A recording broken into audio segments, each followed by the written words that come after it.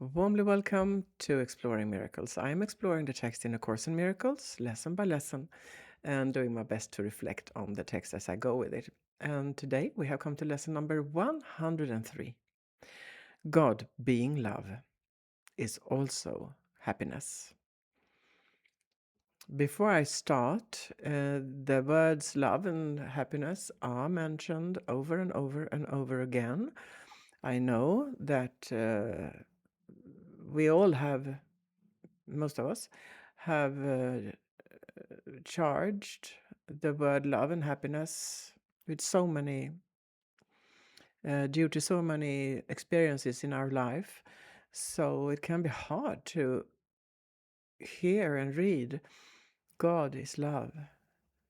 Your only function is happiness. God being love is also happiness. I will do my best when I read and when I reflect to do it without my own filter of that and just go into what it actually is telling us. God being love is also happiness. Happiness is an attribute of love. It cannot be apart from it, nor can it be experienced where love is not. Love has no limits, being everywhere, and therefore joy is everywhere as well. Yet can the mind deny that this is so, believing there are gaps in love where sin can enter, bringing pain instead of joy? This strange belief would limit happiness by redefining love as limited and introducing opposition in what has no limit and no opposite. In A Course in Miracles, it's presented to us that love and fear are opposites, not love and hate. Love and fear took me a long time to grasp that, and I will do my best to reflect a bit on it now. So, the source of our true being is not against us. Our mind, though, our thought system, is very much against us. Not all the time, but like default, it's a default mode, and it can bring fear. It can result in fear, it does.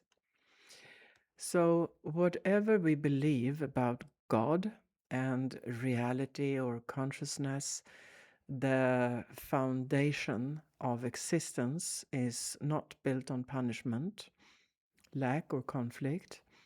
If it were, peace would be impossible, and we know that there is peace within us. So, yet peace is possible. And what does that tell us?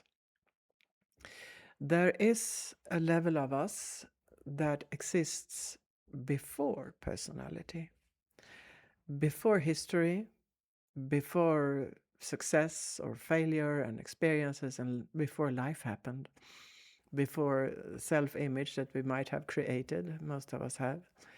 And that level is not in conflict, that level before all this happened. So it does not compare. It simply is. I am that. I am that. It simply is. And lesson number 103 points to that ground of being in us. It says that what is ultimate is also whole. And and if we actually arise, if our origin is what is whole, we are that, I am that, then something in us is always whole, always, will always, whatever happens, it will remain whole. So even if our thoughts are chaotic, and they are, we are humans, we have brains, this interesting thing in our head. And even if our emotions move around a lot, and even if our lives feel certain, wholeness is deeper than experience. Wholeness, our true self, what is, what we are, is deeper than our experience. So instead of saying God is love, and I'm not trying to be funny here, God is love, but I know it can sound very new agey. It can sound empty because it's used to, oh, there's tremendous love for you here. And then we struggle in our lives and we go, what? Okay, so there is endless love for me. Where? That is a reaction, and it's very human to have that reaction. Knowing, and we are helped here to repeat and repeat and repeat and practice and practice and practice, so it will really land in us that the source of reality is coherent. It is not divided against itself. It can seem that way, but it's not. And that is the idea, the truth about us. And what comes from coherence carries that same stability, and that is what it's all about. So I will read a little from the paragraphs in lesson number 103. So fear is associated with love. Fear is associated then with love.